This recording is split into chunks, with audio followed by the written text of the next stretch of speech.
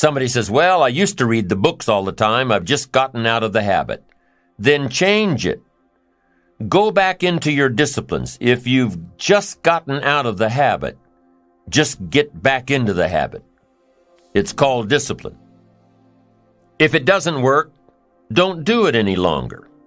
You can keep your fingers crossed if you want to and hope that it'll all straighten out. You can wish for the wind not to blow quite as severely, to change in your favor, but we call that naive at best. If the habits that you've gotten into aren't serving you, change them. You can't keep doing this any longer. Don't wish for a better wind. The key is to wish for the wisdom to set a better sail. Utilize whatever wind that blows to take you where you want to go. That is the philosophy I picked up at age 25, and it revolutionized my whole life. And here's what I found. I found it was easy. I became a millionaire when I was 31, and I found it was easy. Now here's my definition of easy. It was something I could do. I figure if it's something you can do, it's easy. But here's a little parenthesis. I worked hard at it. I made sure my disciplines were in line. I made sure my habits were good. I made sure I did all that I could. I found something that I could do, but I worked hard at it. I got up early, stayed up late, and worked hard from age 25 to 31. But what I did was easy, meaning it was something I could do. Well, you say, Mr. Rohn, if it was so easy, how come during those 6 years all those other people around you didn't get rich? Here's why. It's easy not to. How else would you describe it? That's it. It's easy to keep doing the things that don't work. It's easy to keep bad habits. It's easy not to develop the disciplines. It's easy not to. So how come I got rich and they didn't? Here's a philosophical phrase. The things that are easy to do are also easy not to do. That's the difference between success and failure, between daydreams and ambitions. Here's the key formula for success. A few disciplines practiced every day. And those disciplines have to be well thought out. What should you spend your time doing? Don't waste your time on things that aren't going to matter. But a few simple disciplines can change your whole economic future. Future with your family, future with your business, future with your enterprise, your sales career, your management career. A few simple disciplines. A few simple habits. Good habits. Repeated every day. Now here's the formula for failure. Errors in judgment. Repeated every day. All you've got to do is to have a few errors in your judgment and repeat them every day. I'm telling you, they'll spin out of control in 10 years. You'll end up driving what you don't want to drive, wearing what you don't want to wear, living where you don't want to live, earning what you don't want to earn.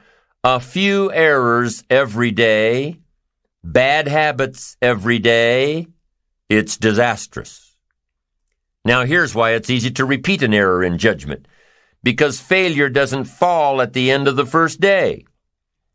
Bad habits don't show their horrible results at the end of the first day, or the first week, or the first month. It's easy to get faked out. If disaster fell on us at the end of the first week, we'd change our philosophy. But it's so subtle.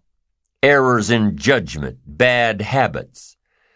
They're so subtle, they get you a little off course, a little off course, a little off course. You keep drifting off course, and all of a sudden you're caught. So you've got the choice right now of one of two easies, easy to do or easy not to do. I can give you in one sentence how I got rich by the time I was 31. I did not neglect to do the easy things I could do for 6 years. I did not neglect. That's the key. I found something easy I could do that led to fortune, and I did not neglect to do it. The major reason for not having more of what you want in America, more health, more money, more power, more influence, more everything, the major reason is simple neglect. Neglect. And if you don't take care of neglect, it becomes an infection, and then it becomes a disease. So if you're in the habit of not doing it, doing all it takes to get ahead, get in the habit of doing it. Doing all it takes. That's the first benefit of positive reinforcement, building good habits. Now, the second benefit of positive reinforcement is that it creates the energy to fuel additional achievement. It gives you the drive to do more, to not only keep on doing what's right, but to do more of what's right. The disciplines that will help you grow and get ahead of it all. The knowledge that what you're doing is paying off creates more energy to keep going. How easy is it to get up in the morning when you know you're not doing all that it takes? It's not very easy at all. You can just lay there awake thinking, oh, what's a few more minutes in bed? It won't matter much anyway. Wrong. It does matter. It will matter. Now, how easy is it to get up in the morning when you're pouring it on, doing the best you can, anxious to get going, make progress toward your dreams? It's a whole different story. When you're resting to renew your reserves, it's much different than resting to avoid your day. When you're psyched up and excited for your life, when you're excited for what you've planned to accomplish for the day, it's amazing you'll wake up before the alarm clock even tries to startle you awake. Your successes fuel your ambition. Your successes give you extra energy. Your successes pave the way for more successes. It's the snowball effect. With one success, you're excited to meet another, and another, and another. And pretty soon, the disciplines that were so difficult in the beginning, the disciplines that got you going, are now part of your philosophy. How do you know when you're successful? Do you have to be a millionaire? No. All we ask of you is that you earn all you possibly can. If you earn $10,000 a year and that's the best you can do, that's enough. God and everything else will see to it that you're okay. The key is to just do the best you can. If it's $10,000 a year, wonderful. If it's $100,000 a year, wonderful. If it's $1 million a year, wonderful. It doesn't matter $10,000 a year or $1 million a year. It doesn't matter as long as you've done the best you possibly can. Earn the most you possibly can. Be the most you possibly can. And here's why. The essence of life is growth. The essence of life is growth, to do the best you can. And here's what's interesting. Humans are the only life form that will do less than they possibly can. Humans are the only life form that will settle for less. Every other life form except human beings strive to its maximum capacity. How tall will a tree grow? Approximately. As tall as it possibly can. You never heard of a tree growing half as high as it could. No, trees don't grow half. Trees send their roots down as deep as possible, stretch their limbs up as high as possible, produce every leaf possible and every fruit possible. As a matter of fact, you never heard of a human physically growing half. We keep growing until we're done. Now that's a part of life we can't control. It's genetically coded. And that's probably why we keep growing till we're done. Because we can't control that part. It's the rest of our growing that we control. The growing of our minds, the expansion of our minds, that we can control. And that's what tends to get away from us. All life forms inherently strive to their max except human beings. Now, why wouldn't human beings strive to their maximum possibility? Here's why. Because we've been given the dignity of choice. It makes us different than alligators and trees and birds. The dignity of choice makes us different than all other life forms. And here's the choice: to become part of what we could be, enough to get by, or to become all that we can be. My best advice for you is to choose the all. Earn all you can, make all the friends you can, read as many books as you can, develop as many skills as you can, see as much as possible, do as much as possible, make as much fortune as possible, give as much of it away as possible. The max. There's no life like it. I'm telling you, once I got on track, I've never looked back. Pick up the challenge. Go for it. Take the best of the two easies. Take the route of it's easy to get ahead. It's easy to do all you can. It's easy to succeed. It's easy to have financial freedom. The more you do, the more you get.